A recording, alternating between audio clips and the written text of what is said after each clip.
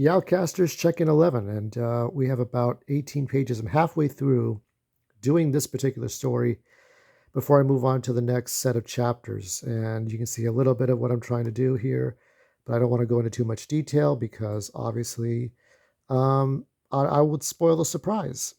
And so some surprises left. I'll probably send an image here for Maya to see what she thinks of it. But yeah, no, it's not been a bad experience. So I made Rye.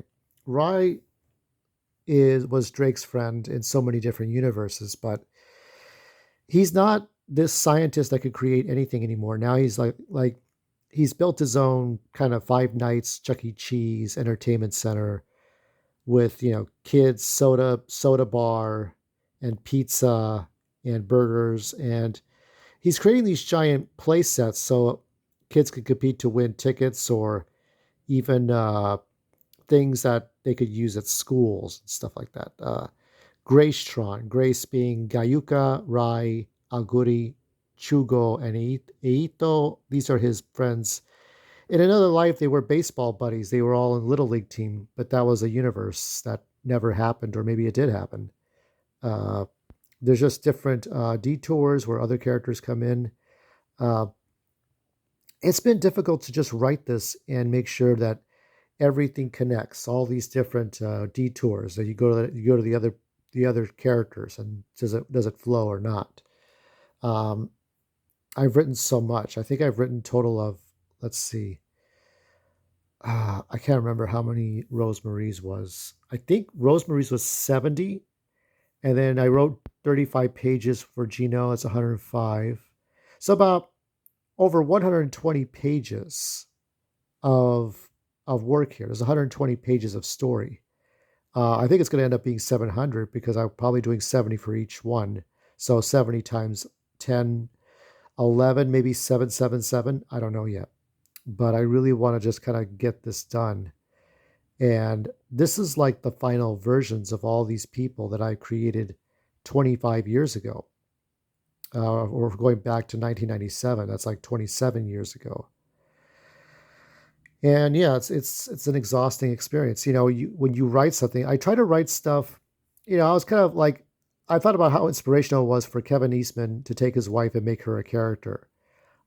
It's very easy for people to create something based on ideals and draw really good, and it's like, okay, um, but to take people in real life and make them into something fictional that kind of works is an amazing achievement, because it's just too easy for people to use what other people do and say this is my work, and it's like, well, maybe it's not bad work, but and like I remember when I was doing stuff for iUniverse or Author House, and they were running a contest to see, we're going to showcase a story, an original story, and I saw this one, I think it was on Facebook or MySpace, where it was like the mermaid girl who just didn't believe in herself. She was a teenage girl, and everybody loved that story. I'm like, God, I hate these good feels stories that don't really.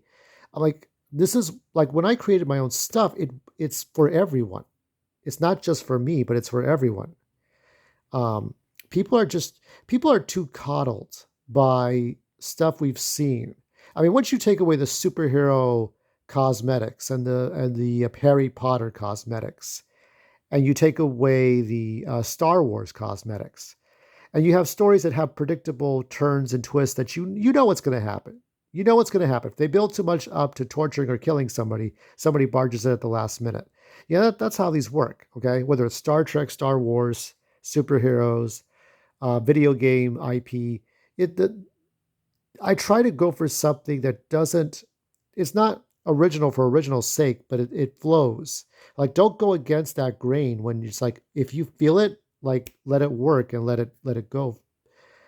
So Rai does not have the ability to build high tech machinery, but he can do some gimmicks for his Gracetron, his Chuck E. Cheese. Uh, and I try to repeat some of the same beats I did for Sonny's Bonds.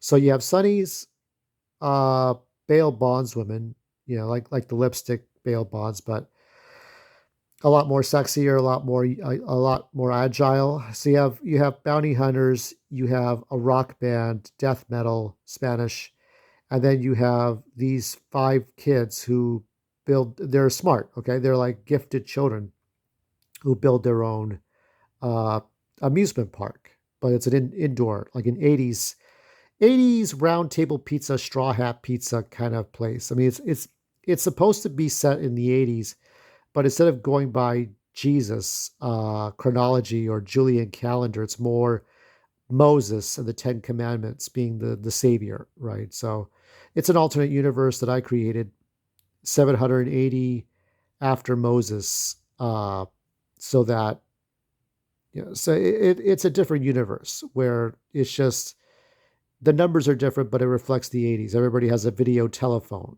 it's little things like that. Video, it's like an old fashioned box. If you look at, there's a demonstration, I think it's an AT&T video where they show an old fashioned telephone with a cord. You picture a 1970s phone, and then you have a video box, like a cathode ray tube TV monitor, and people talk to each other. I mean, video phones have been around since the '70s and '80s. Uh, so I like to use that. I like to have kind of old technology that in this world probably would not work. Maybe DeLoreans are popular in this universe. I don't know. Maybe there's too many DeLoreans in this universe, but virtual boys. But stuff that was just not working in this universe kind of works here. It's like its own aesthetic. Neon trees and Joe Jackson stepping out and Duran Duran and all that stuff. It's like I like that kind of world. And you mix it with Hawaii, you got so much going on. So I'm still going to work on this. When I get to 35 pages of Rye, uh, I believe Jorge's the next one, and then the mayor. But I'll probably go around to other characters before I get to Mayor Drake. And when Mayor Drake we get to the last page, that's the end of the whole stories. I'm hoping it works.